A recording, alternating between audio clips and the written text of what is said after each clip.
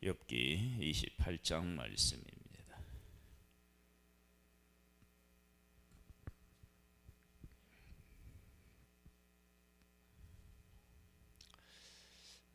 욥이 지혜에 대한 고백을 합니다. 이 지혜가 무엇을 의미하고 있는지를 말씀을 통해서 살펴보겠습니다.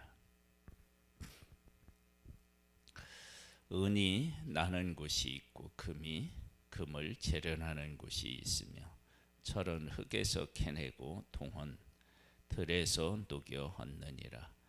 사람은 어둠을 뚫고 모든 것을 끝까지 탐지하여 어둠과 죽음의 그늘에 있는 광석도 탐지하되, 그는 사람이 사는 곳에서 멀리 떠나 갱도 깊이 뚫고 발길이 닿지 않는 곳, 사람이 없는 곳에 매달려 흔들리느니라.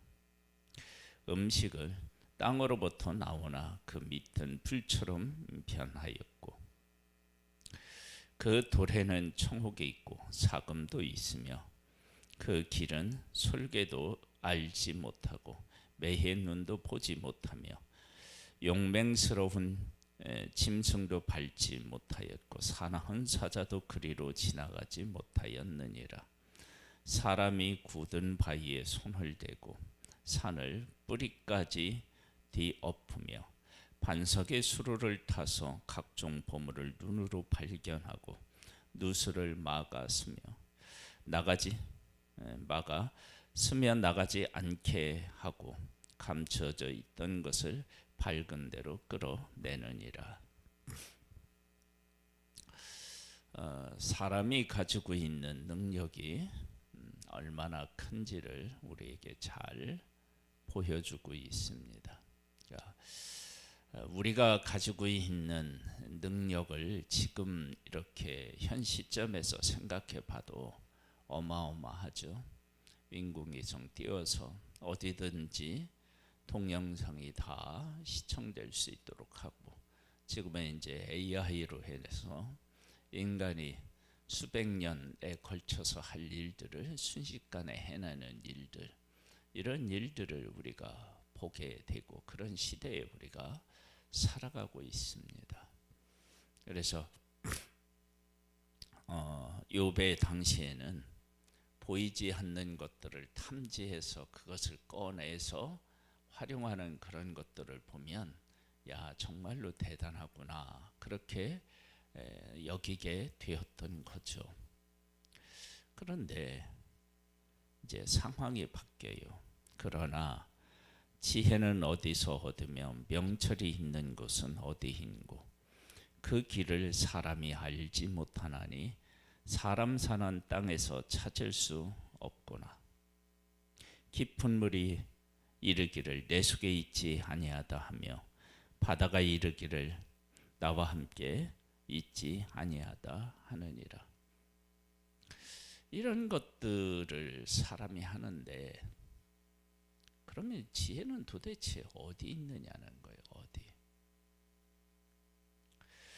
순금으로도 바꿀 수 없고 은을 달아도 그 값을 당하지 못하리니, 오빌이 금이나 귀한 청옥수나 남북석으로도 그 값을 당하지 못하겠고, 황금이나 수정이라도 비교할 수 없고 정금 장식으로도 바꿀 수 없으며 진주와 벼국으로도 비길 수 없나니 지혜의 값은 산호보다 귀하구나.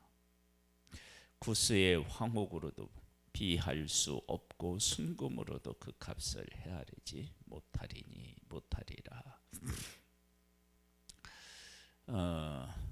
이 금을 찾아내고 재련해서 활용하는 것, 그것은 금이 가지고 있는 것보다 사람이 가지고 있는 지혜의 값이 더 크기 때문이잖아요. 만약에 그런 것보다 적으면 어떻게 해요? 그걸 해낼 수가 없겠죠. 근데 그걸 해내는데 어디 가서 찾아봐도 지혜의 근본은 발견할 수가 없는 것입니다.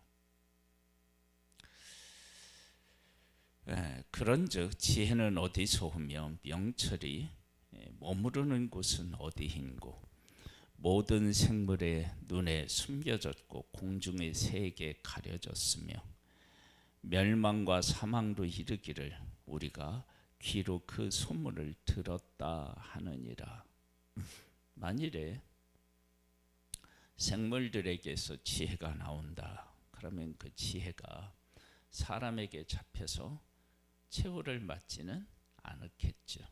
죽음이 있다 그러면 그 죽음도 어떻게 할까요? 피해가는 방법을 알겠죠. 근데 그게 안 된다는 거예요. 그러니까 어디를 돌아봐도 지혜를 찾을 수가 없는 것입니다. 하나님이 그 길을 아시며 있는 곳을 아시나니 이는 그가 땅 끝까지 감찰하시며 온 천하를 살피시며 바람의 무게를 정하시며 물의 분량을 정하시며 비 내리는 법칙을 정하시고 비구름의 길과 우레의 법칙을 만드셨습니다. 그때에 그가 보시고 선포하시며 굳게 세우시며 탐구하셨고 또 사람에게 말씀하셨도다. 보라, 주를 경외함이 지혜요 악을 떠남이 명철이니라. 할렐루야.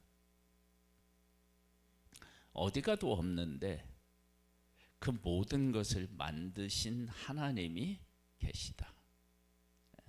지금 욥이 지혜를 지금 왜 이야기하겠어요? 욥은 사람이 내가 지금 욥이 고난을 겪고 있는데 지혜라면 욥이 고난을 겪고 있는 욥에게 어떤 말을 해야 하는지를 어떻게 할까요? 알겠죠. 근데 지금 친구들이 모르는 거야. 그러면 그 지혜가 누구로부터 온 것도 아니에요? 사람으로부터 온 거예요. 사람이 금이 어디 있는가를 알고 금을 캐내고 그곳은 어떤 짐승도 사나운 짐승도 한 번도 그렇게 해본 적이 없어요. 근데 사람이 그렇게 해요. 그래서 땅속에 있는 것을 캐내서 재려내서 아름답고 빛나는 보석을 만들어요. 그런데 그 사람이 사람을 이해하지 못하고 공격하는 거예요. 그래서 지혜는 금으로 살 수 없어요. 그 값을 무엇으로도 비교할 수 없어요. 그러면 이 지혜는 도대체 어디서 오는 것이냐? 그것은 하나님에게로부터 온다. 하나님이 그 길을 아시며 있는 곳을 아신다. 왜? 하나님은 그 지혜로 모든 것을 창조하셨기 때문이다. 그래서 그래서 그 하나님을 경외하고 하나님을 찾는 것, 하나님을 의지하는 것이 지혜이며 악을 떠나는 것이 명철이다. 그것을 고백하고 있는 거예요. 그러니까 사람의 힘으로는 사람의 마음을 헤아려서 위로할 수가 없어요. 그래서 친구들이 자기를 위로하지 못하는 것을 이렇게 이해하고 있는 것입니다. 그러면 시험에 들 일이 없어요. 그러면 사람에게 사람의 마음을 이해하지 못하게 하신 분이 누구셔요? 하나님이셔요. 그리고 그 하나님은 나를 단련하신 후에 어떻게 된다고요? 순금같이 나오게 하시는 분이셔요. 그러니까 인간이 지혜 있다라고 얘기하지만 오랫동안 함께했던 친구의 마음도 헤아릴 수가 없는 거예요. 그 먼 그 깊이 있는 금은 알아내서 찾아내지만, 그러나 그게 대단한 것 같아도 금을 찾아내니까 지혜가 있어서 금을 찾아내니까 금이 지혜보다 낮아요. 만약에 금이 더 크면 그걸 찾아내서 재련할 수가 없는 거예요. 그런데 그런 사람이 사람의 마음은 이해할 수가 없는 거예요. 그러니까 그러면 도대체 이 지혜는 어디에서 오는 것이냐? 어디를 가봐도 나는 지혜를 안다 그렇게 말하는 사람이 없고, 그 어느 것도 그것을 간직하고 있다고 말하지 못하는 거예요. 그런데 그 지혜를 누가 아시느냐? 하나님이 아십니다. 그리고 그 모든 것들이 하나님이 아신다는 걸 어떻게 하느냐? 지혜를 가지고 세상의 모든 것을 다 만드셨다. 그래서 그 하나님을 경외하는 것이 지혜고, 하나님이 싫어하는 것에서 떠나는 것이 명철이다. 왜? 그렇게 해야 하나님과 함께 할 수 있기 때문이다. 그러면서 욥이 지금 뭘 이야기하고 있는 거예요? 나는 그 지혜의 하나님을 알고 있다. 그래서 악을 따르지 않고 떠나서 내가 의 가운데 거할 수 있는 것이다. 그래서 우리가 하나님을 안다라고 이야기할 때, 하나님을 믿는다라고 이야기할 때, 우리가 그 하나님이 내 안에 오셔서 나에게 지혜를 주시고 나를 인도하셨기 때문에 내가 그런 것을 아는 것이지, 하나님이 계시지 않았다면 나도 그것을 몰랐다. 그래서 나는 그렇게 가르쳐 주신, 깨닫게 하신 하나님을 경외하며 악에서 떠나지 않기로 한 것이다. 그렇게 된 것이다. 그래서 이런 것들이 다 욥의 무엇과 관련이 있느냐?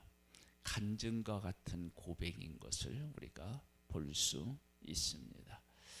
오늘도 우리를 깨닫게 하시고 우리가 하나님을 경외하며 그 앞에 나아갈 수 있게 하시는 분은 오직 하나님 한 분뿐이십니다. 그 하나님의 은혜에 감사하고 그 하나님과 동행하는 복된 날이 될 수 있기를 주님의 이름으로 축복합니다. 하나님 아버지 감사합니다. 우리는 사실 죄인으로서 아무것도 볼 수 없는 그런 존재입니다. 그런데 하나님께서 우리에게 찾아오셔서 하나님을 알게 하시고 하나님을 경외하는 지혜를 허락하셨습니다. 하나님은 지혜의 근본이신데 그 하나님이 우리에게 지혜를 주셔서 하나님을 알게 하시고 하나님을 경외케 하셨습니다.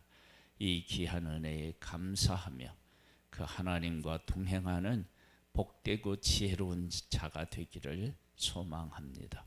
오늘도 은혜로 함께 하실 하나님을 찬양하고 예수님의 이름으로 기도드립니다.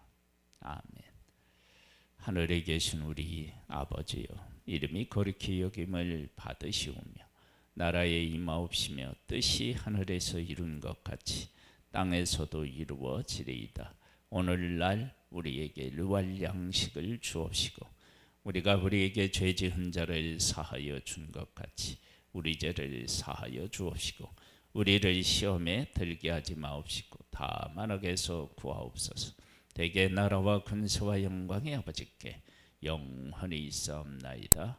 아멘.